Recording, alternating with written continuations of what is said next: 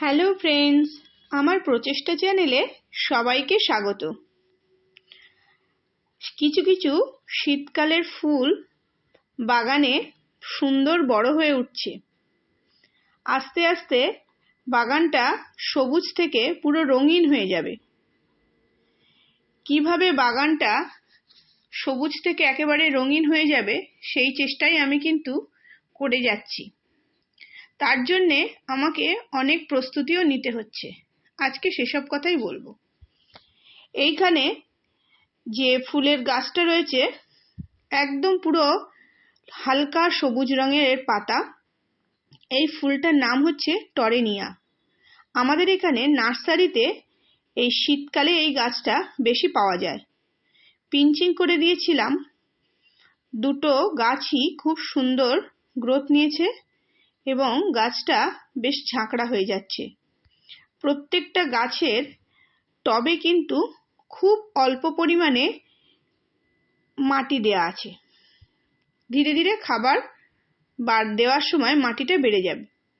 এখানে আছে শীতের আর একটা জনপ্রিয় ফুল, সেটা হচ্ছে গ্যাজানিয়া। একটা বড় থালা যে টব আছে, থালা টব যেগুলো হয় মাটির, সেই তাতে আমি 3খানা দিয়ে রেখেছি। কি কি কালার আসে দেখা যাক। আর এইখানে দেখুন আরো আরেকটা গাছ আছে। এই গাছটার নাম হচ্ছে স্টক। স্টক ফুলের অনেকগুলো কালার হয়, প্রত্যেকটা কালারই কিন্তু মিষ্টি কালার। লাইট গোলাপি, একটু ডিপ গোলাপি, সাদা, এই কালারগুলো খুব ভালো লাগে যখন একসঙ্গে ফুটে ওঠে। এবারে আমি ছাদ বাগানে অনেকগুলো অ্যাস্টার লাগিয়েছি। এখানে আছে অ্যান্টেরিয়াম। অ্যান্টেরিয়াম খুব বেশি আনিনি, অল্প কয়েকটা।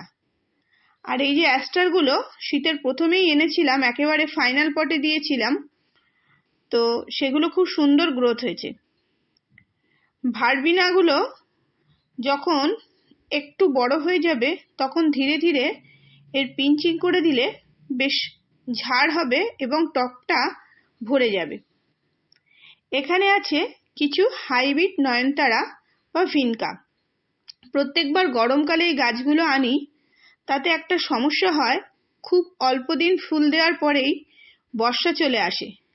এবার সেই জন্যে গাছগুলো শীতকালে যখন নার্সারিতে পাওয়া গিয়েছে আমি নিয়ে চলে এসেছি, যাতে অনেক দিন পর্যন্ত ফুল থাকে, কারণ বর্ষায় ফুলগুলো নষ্ট হয়ে যায়। এখানে দুটো নতুন বোগেনভেলিয়া আছে, এই একটা আর একটা লাল। এ দুটো কয়েকদিন হলো নার্সারি থেকে নিয়ে এসেছি, ফুল দেখেই নিয়ে এসেছি। এই ভ্যারাইটিগুলো আমার কাছে ছিল না। আরো কিছু বোগেনভেলিয়া আমার যেগুলো আছে সেগুলো খাবার দিয়ে কাটিং করে ঠিকঠাক করেই রেখেছিলাম। ধীরে ধীরে ফুল চলে আসছে। কয়েক দিনের মধ্যে বোগেনভেলিয়াগুলো পুরো রঙিন হয়ে যাবে। ছাদ বাগানে কিছু পার্মানেন্ট গাছ আমি প্রুনিং করে দিয়েছি, কারণ আমার বাগানটা খুবই ছোট। তাই সেগুলো প্রুনিং করে না দিলে শীতের গাছ আমি ঠিকভাবে করতে পারছিলাম না, কারণ রোদ তো শীতকালে একটু ঘুরে যায়, মানে গরমকালে যে সমস্ত জায়গায় রোদ থাকে শীতে সেইভাবে রোদটা পাওয়া যায় না। এখানে দেখুন এগুলো হচ্ছে ডায়ান্থাস। এইখানে একটা কর্নার তৈরি করার চেষ্টা করেছি। এটা একটা নতুন গাছ, এটা হচ্ছে ক্রিসমাস ক্যাকটাস। এটা ফেব্রুয়ারির দিকে ফুল হয়। এখন নতুনভাবে খাবার দিয়ে রিপোর্ট করেছি, আর যেখানে কম রোদ আসে সেখানে রেখে দিয়েছি। এই যে কর্নারটা, এই কর্নারে খুব কম রোদ আসছে, তো যত ইনডোর প্ল্যান্ট, ইনডোর বলবো না, অল্প সানলাইটে যে সমস্ত গাছগুলো হয় সেইগুলো দিয়ে সাজিয়েছি। আর ওপর পোর্শনে যেখানে রোদ আসছে সেই জায়গায় আমি একটা থালার পটে ডায়ান্থাস এবং ডান দিকে আরো কিছু মিলি ফুল গাছের গাছ রেখেছি। এইভাবে ধীরে ধীরে শীতের বাগান গোছানো শুরু করেছি। এখানে আরো আরেকটা গাছ দেখাবো, সেটা হচ্ছে হলিহক। এটা ফেব্রুয়ারি মাসের দিকে ফুল ফোটে। তো হলিহক গাছগুলো প্রথমেই এনে বড় পটে দেওয়ার কোনো প্রয়োজন নেই, যেহেতু এটা একটু লেটে ফুল ফোটে।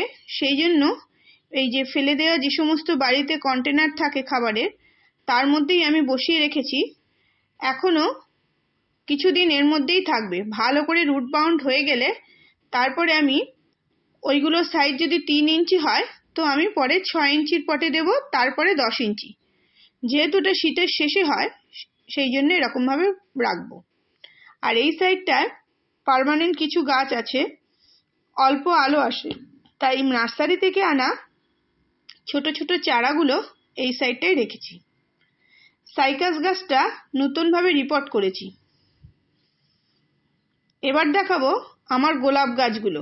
গোলাপ গাছগুলো কাটিং করে দিয়েছিলাম, তখনও আপনাদের দেখিয়েছিলাম। খাবার দিয়েছি, নিয়মিত খাবার দিচ্ছি এবং গোড়াগুলো একদম পরিষ্কার করে বেশ সপ্তাহে 2বার করে অল্প অল্প করে খুঁড়ে খুঁড়ে দিচ্ছি, মানে মাটিগুলো লুজ করে দিচ্ছি, তাতে গাছগুলোর গ্রোথ খুব ভালো হয়। আর গোলাপ গাছে আর একটা জিনিস, প্রতিদিনই স্প্রে করে গোলাপ গাছগুলোকে স্নান করিয়ে দিচ্ছি, আর জল শুকোলে তারপরে জল দিচ্ছি।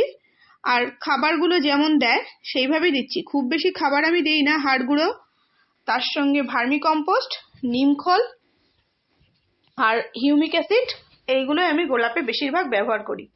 আর বাড়িতে ব্যবহার করা চা পাতাগুলো শুকিয়ে আমি প্রায় প্রতি 7 দিন 8 দিন অন্তর গোলাপ গাছের গোড়ায় দিয়ে দিই। আর সেগুলো মাটি শুকনো অবস্থায় দিয়ে ভালো করে নেড়েচেড়ে দিয়ে রাখি। গোলাপ গাছের ওপর পোর্শনে বেশিরভাগ হাত দিলে আমার এই চায়ের পাতার শুকনো পাওয়া যাবে। আর এইখানে কি সুন্দরভাবে এই যে গাছটা, এটা ক্রিসমাস ক্যাকটাস, খুব সুন্দরভাবে বেড়ে উঠছে। শীতকালে ইনডোর প্ল্যান্টগুলো খুব সুন্দর চেহারা নেয়। আমার এই গাছটাও দেখুন কত সুন্দর হয়েছে, কিন্তু যখন গরম পড়বে প্রচন্ডভাবে, তখন জল কম বেশি হওয়ার জন্য গাছে একটু সমস্যা হয় আমার ছাদে। এইখানে টেক্সাস গাছটা প্রুনিং করে দিয়েছিলাম, তাতে দেখছি আবার নতুন কুঁড়ি এসেছে। টেক্সাস গাছটা আমি ধীরে ধীরে প্রুনিং করতে করতে একটু ঝাঁকড়া তৈরি করার ইচ্ছা আছে, কারণ সব সময় তো এই গাছে ফুল হয় না, থেকে থেকে ফুল হয়। তো যখন ফুল আসে তখন পুরো গাছ ভরে ফুল আসে, আর যখন ফুল থাকে না তখন পাতাটা গাছের এত সুন্দর পুরো সিলভার কালারের, মানে সেটা একটা বাগানের সাইডে অন্য মাত্রা যোগ করে। এইখানে আবার কিছু গরমের ফুল গাছ আছে যেগুলো কিন্তু এখনো ফুল দিয়ে যাচ্ছে, যেমন এই বুদ্ধ জুঁই গাছটা। এটা যখনই শুকিয়ে যায় ফুল দেওয়ার পরে, তখন আমি সেই ডালগুলো কেটে দিই। নতুন ডাল বেরোচ্ছে এরকম গ্রোথ দেখে তারপরে কিন্তু শুকনো ডালটা আমি কাটি। আর খুব বেশি রোদে এই গাছ আমি যতবার রেখেছি ততবার গাছটা শুকিয়ে যায়, তাই জন্য একটু কম রোদের দিকে গাছটা রাখার চেষ্টা করেছি। এইখানে 2 রকম ল্যান্ট্রেনা ফুল সমানে গরমকাল থেকে এখনো ফুল দিয়ে যাচ্ছে। গাছগুলো বর্ষাতে প্রুনিং করেছিলাম, নতুন ভাবে গ্রোথ নিয়ে তাতে আবার ফুল দিচ্ছে। চন্দ্রমল্লিকাগুলো খুব সুন্দর বেড়ে উঠছে, এতে কুঁড়ি এসে গেছে, একটু সাপোর্ট দিতে হবে। তো 2-1 দিনের মধ্যে এগুলো সাপোর্ট দেব। এখন বাগান সাজানোর কাজ চলছে, যেখানে রোদ আছে সেখানে চন্দ্রমল্লিকাগুলো রেখেছি, আর রাত্রিবেলা ঠিক এর অপোজিটে লাইটটা জ্বলে, সেই জন্য এইখানে রেখেছি। পরবর্তীকালে এই গাছগুলো কিন্তু ফুল এসে গেলে আমি ধীরে ধীরে অন্যভাবে সাজানোর চেষ্টা করব। এইখানে অ্যাডিনিয়ামগুলোতে এখনো ফুল আসছে, কয়েকদিন পরেই এগুলো ডরমেন্সিতে চলে যাবে।